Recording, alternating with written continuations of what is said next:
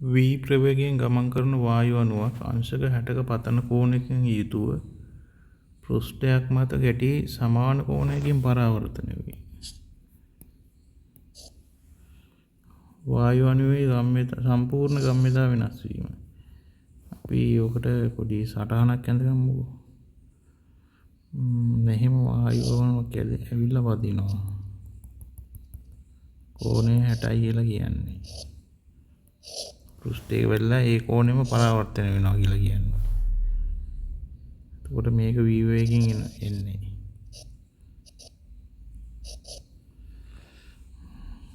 ඊට පස්සේ මේක අපි හිතමු u වේගයෙන් ආපහු යනවා කියලා.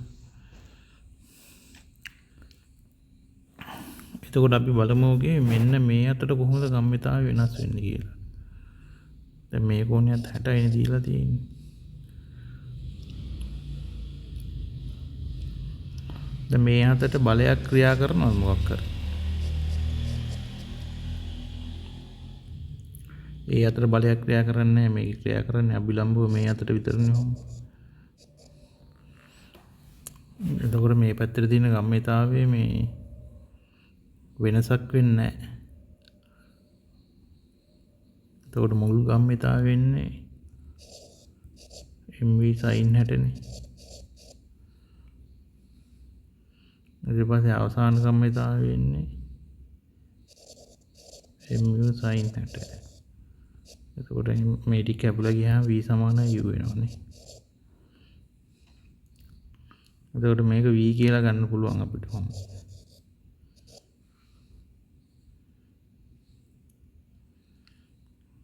එතකොට දැන් මේ අතට බලමු ගම්‍යතාව කොහොමද වෙනස් වෙන්නේ කියලා. දැන් ඔය අතට දාන්න පුළුවන්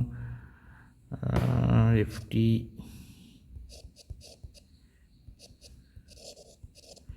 මේරන mu දාන්න පුළුවන්. දැන් අපෙන් අහන්නේ ගම්‍යතාව වෙනස් වීම. එතකොට ගම්‍යතාව වෙනස් වීම කියනකොට m වරක් අවසාන ගම්‍යතාවයේ අතර තියෙන්නේ මොකද්ද? u වරක් sin 60 නේද? minus